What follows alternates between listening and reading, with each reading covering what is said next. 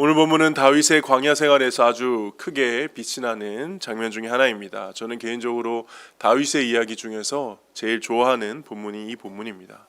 어떤 이야기입니까? 사울을 죽일 수 있는 기회가 있었음에도 불구하고 다윗이 사울을 죽이지 않는 이야기죠. 사실 지난주 월요일에 비슷한 이야기가 한 번 있었습니다. 오늘은 두 번째로 사울을 죽이지 않는 이야기입니다. 1절에 보니까 10사람 기브아가 와서 사울에게 말하여 이르되 다윗이 광야 앞 하길라 산에 숨지 아니하였나이까 하매, 다윗을 쫓고 있는 사울에게 이제 10이라는 지역의 사람들이 사울에게 다윗의 위치를 알려주었습니다. 근데 여기는 유다 지파 사람들의 도시이거든요. 그래서 어떻게 보면은 다윗의 입장에서 서운하고 배신감이 들 수도 있는 그런 장면입니다. 어떻게 같은 유다 지파 사람들이 다윗을 숨겨주고 편들어주지 못할지언정 다윗에 있는 위치를 그렇게 사울에게 알린단 말입니까? 어쨌든 다윗은 정말 마음 들 곳 없이 갈 곳 없는 사면초가의 상황임을 1절부터 보여주고 있습니다.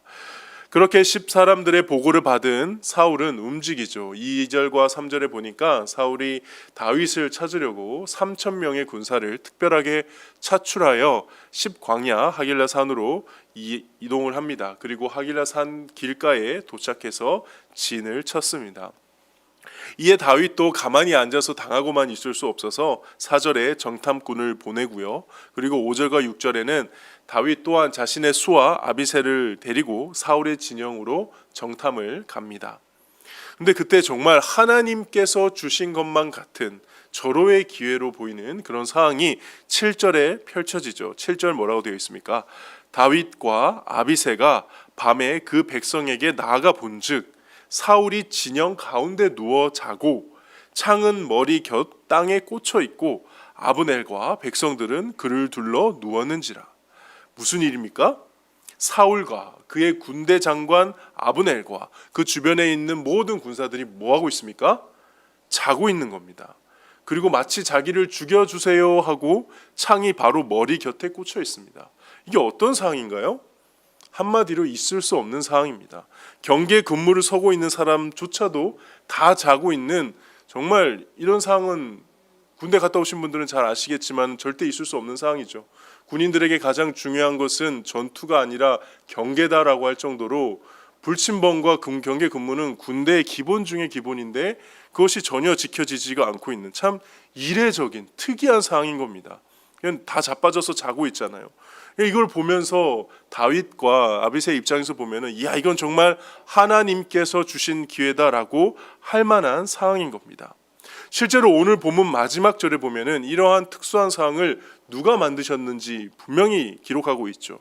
이는 여호와께서 그들을 깊이 잠들게 하셨으므로 그들이 다 잠들었기 때문이라. 누가 사울과 그 군대를 재우셨습니까? 하나님이 하신 겁니다. 그래서 다윗 곁에 있던 아비새가 뭐라고 하나요? 8절입니다. 아비새가 다윗에게 이르되 하나님이 오늘 당신의 원수를 당신의 손에 넘기셨나이다. 그러므로 청하노니 내가 창으로 그를 찔러서 단번에 땅에 꽂게 하소서. 내가 그를 두 번 찌를 것도 없으리이다. 이렇게 말합니다. 다윗이여, 지금 이건 정말 하나님께서 주신 특별한 기회입니다. 그동안 억울하게 광야에서 도망다니고 같은 유다 지파 사람들에게 배신당한 당신을 위해 하나님께서 드디어 은혜를 베푸시고 기회를 주셨습니다. 자, 어서 이 기회를 잡으소서. 당신이 할 것도 없습니다.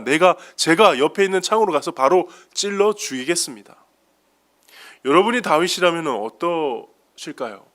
갈등이 되실까요? 안 되실까요? 우린 이미 사실 모범 답안을 알고 있으니까 어떻게 보면은 그래도 죽이면 안 되지라는 생각이 드시겠지만은 다윗의 입장에 보면서 보면 이건 결코 쉬운 순간이 아닙니다. 이미 다윗은 한번 사울을 살려준 적이 있죠. 다윗 입장에서도 할 도리는 다 했습니다. 그런데 또 이런 기회가 생겼다는 것은 혹시 정말 이번에 하나님이 나에게 넘겨주신 것이 아닐까? 라고 생각할 만하죠. 무엇보다도 다윗이 지금 사울을 죽이지 않았다가 나중에 사울에게 잡혀서 다윗이 죽게 되면은 이 상황을 두고 땅을 치고 나중에 가서 후회하지 않겠습니까? 그때 죽였어야 되는데, 그때 하나님이 나한테 기회 줬을 때 죽였어야 됐는데 라고 하지 않았을까요? 그래서 오히려 지금 물어볼 수도 있지 않습니까? 하나님, 혹시 이번에는 제가 사울을 그래도 죽이는 게 하나님 뜻인가요? 라고 물어볼 만한 내용 아닙니까? 근데 다윗은 하나님께 그런 묻는 질문조차 하지 않고 지난 월요일 본문과 똑같은 고백을 하고 똑같은 결정을 합니다. 9절과 11절에 보면 다윗이 아비새에게 이르되 죽이지 말라. 누구든지 손을 들어 여호와의 기름 부음 받은 자를 치면 죄가 없겠느냐 하고, 11절에 내가 손을 들어 여호와의 기름 부음 받은 자를 치는 것을 여호와께서 금하시나니 너는 그의 머리 곁에 있는 창과 물병만 가지고 가자 합니다. 지난번에 동굴에서 죽일 수 있던 기회에 그렇지 않고 고백한 게 바로 이거였죠. 여호와의 기름 부음 받은 자를 내가 죽일 수 없다. 이번에도 같은 고백을 했고요. 지난번에는 사울의 옷자락을 잘라왔다면 이번에는 그의 창과 물병을 가져옴으로써 한 번 더 사울을 죽일 수 있는 기회가 있었음에도 그러지 않았다는 증거를 남겨놓죠. 여러분들은 이런 다윗의 모습을 묵상하면서 무슨 생각이 드십니까? 너무 고지식하지 않습니까? 유도리가 없다는 생각은 들지 않으신가요? 꼭 이렇게 해야만 하나님이 기뻐하시는 하나님의 뜻일까요? 그러나 오늘 본문은 다윗의 이런 모습이야말로 사무엘서가 강조하고 있는 핵심 주제, 핵심 사상을 분명하게 드러내고 있습니다. 그게 무엇일까요? 하나님의 절대 주권 사상입니다. 다윗은 지금 하나님의 절대 주권 사상, 절대 주권의 신앙으로 무장하고 있음을 오늘 본문은 사무엘서는 보여주고 있는 겁니다. 사무엘서는 우리가 잘 알다시피 누구의 이야기로 시작합니까? 한나의 이야기로 시작하죠. 한나의 이야기도 중요한데요. 사실 한나가 부른 찬양이 사무엘서의 에필로그에 프롤로그에 가깝습니다. 시작한 때 이게 사무엘서의 주제입니다라고 보여주는 게 사실 한나의 노래거든요. 거기에 이렇게 나와 있습니다. 여호와는 죽이기도 하시고 살리기도 하시며 스올에 내리기도 하시고 거기에서 올리기도 하시는도다. 여호와는 가난하게도 하시고 부하게도 하시며 낮추기도 하시고 높이기도 하시는도다. 그러므로 왕을 세우시는 분은 누구이십니까? 하나님이십니다. 왕을 끌어내리시는 분도 누구이십니까? 하나님이십니다. 다윗은 바로 이 하나님의 절대 주권 사상, 절대 주권 신앙에 확고했던 사람인 겁니다. 그 장면을, 다윗의 그 모습을, 그 신앙을 다시 한번 오늘 본문은 우리에게 가르쳐주고 있는 것이죠. 저와 여러분도 이 다윗처럼 하나님의 절대 주권 신앙으로 무장하길 주님의 이름으로 축복합니다. 그런데 하나님의 절대 주권 신앙을 가지고 있다는 것은 어떤 걸 말하는 걸까요? 여러 가지로 이야기할 수 있고 우리가 묵상해 볼 수 있지만은 이 다윗의 모습에서 두 가지가 두드러지죠. 첫 번째는 바르게 성경을 해석하고 바른 신학을 가진다는 겁니다. 기름 부음 받은 자를 죽이면 안 된다. 이거 모세오경에 나올까요? 기름 부음 받은 자, 기름 부음을 받는다는 것은 제사장이나 왕이나 선지자인데 기름 부음에 대한 내용은 나오지만 그 기름 부음 받은 자를 죽이면 안 된다라는 명령이 모세오경에 있을까요? 구약 이 당시 다윗의 입장에서 보면은 성경은 거의 모세오경밖에 없을 텐데 그 말씀이 구약 다윗이 배웠던 성경 말씀에 구체적으로 있냐는 말이에요. 없을 거예요.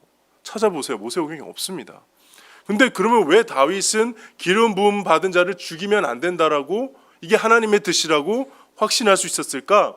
그는 말씀을 통해 하나님을 연구하고 묵상하고 예배하고 열심히 배우고 기도하며 할수록 분명히 깨달은 겁니다. 아, 하나님은 거룩하신 절대 주권의 하나님이시기 때문에 구약에 내가 배운 그 말씀의 하나님은 당신이 기름 부어 세운 종을 잘 섬기는 것을 기뻐하시는구나. 혹여나 그 사람이 잘못해서 내려와야 한다 하더라도 그거는 하나님께서 직접 하시는 거구나 라고 누가 해석한 거예요? 다윗이 바르게 해석한 거예요. 이게 바로 절대 주권의 신앙을 가지고 있는 사람의 특권입니다. 성경을 하나님의 시각에서 하나님의 뜻 가운데 바르게 해석해낼 수 있는 능력. 자기 중심적인 신앙이면 이렇게 해석을 못하죠. 불가능합니다. 그런 점에 있어서 하나님의 절대 주권의 신앙을 가지고 있다는 것은 성경을 하나님의 시각으로 하나님의 뜻에 맞게 바르게 해석할 능력을 가지고 있다는 것이죠. 둘째는 하나님의 절대 주권 신앙은 그렇게 성경을 바르게 해석하는 능력이며 동시에 현실을 바르게 해석하는 능력입니다. 오늘 다윗이 그랬던 것처럼 하나님의 시각으로 현실을 바르게 해석할 수 있는 것이죠. 분명히 똑같은 상황이었습니다. 목격한 사람은 아비새와 다윗 두 사람이었죠. 아비새는 무엇이라고 해석합니까? 아까 말씀한 대로 하나님이 주신 기회다. 매우 그럴듯하지만 틀린 해석이죠. 무엇보다 아비새 개인의 소망이 지나치게 투영된, 자기 중심적 신앙이 투영된, 그래서 얼른 사울을 죽이고 다윗을 왕으로 세우고 싶은 인간적인 해석입니다. 이에 반해 하나님의 절대 주권 신앙으로 무장한 다윗은 어떻게 해석합니까? 10절에 보니까 다윗이 또 이르되 여호와께서 살아 계심을 두고 맹세하노니 하나님께서 여호와께서 그를 치시리니 혹은 죽을 날에 이르거나 또는 전장에 나가서 망하리라. 다윗 그도 자신의 이해관계를 생각하면 아비새처럼 해석하고 싶죠. 하나님이 기회를 주신 것이다. 지금 사울을 죽여서 나에게 왕이 되라고 주신 기회다. 그렇게 해석하고 싶을 겁니다. 그러나 하나님의 관점에서 아까 바르게 성경을 해석하고 바르게 신학을 가진 상황에서 이 상황을 보면은 그럼에도 불구하고 넘어서는 안 되는 선이 이 다윗에게는 보였던 겁니다. 그 선이 무엇입니까? 하나님께서 세우신 기름 부음 받은 자를 내 손으로 죽여서는 안 된다. 그러니까 아까 바르게 해석했기 때문에 내 현실도 바르게 해석할 수 있는 것이죠. 우리는 이 다윗의 해석이 옳았음을 사무엘상 끝 부분에 알게 될 것입니다. 정확하게 다윗이 예언한 대로 마치 예언이 되어버렸죠. 사울이 블레셋과의 전쟁에서 죽게 되는 것이죠. 다윗이 이처럼 오판하지 않을 수 있도록 도와준 것이 무엇이냐? 바로 하나님의 절대 주권 신앙이라는 것입니다. 우리가 말씀을 묵상하고 기도하고 예배하고 항상 하나님께 가까이 나오기 위해서 이렇게 새벽에 나오는 줄 믿습니다. 왜 그렇습니까? 무엇을 위해서 나오시는 겁니까? 다윗이 들판에서 시편을 지으며 예배하며 찬양하며 매 순간 하나님과 동행하고 하나님과 가까이 하면서 키워갔던 그 하나님의 절대 주권 신앙을 우리도 키우기 위하여 이 새벽에 나와 있는 줄 믿습니다. 첫째는 성경을 바르게 해석하실 수 있기를 주님의 이름으로 축복합니다. 또한 그 해석을 바탕으로 내가 처해져 있는 현실 또한 바르게 이 다윗이 그랬던 것처럼 해석할 수 있는 능력을 하나님께서 주시기를 간절히 소원합니다. 그렇게 하나님의 절대 주권의 신앙으로 무장하는 저와 여러분 되기를, 오늘 하루가 되기를 주님의 이름으로 축복합니다.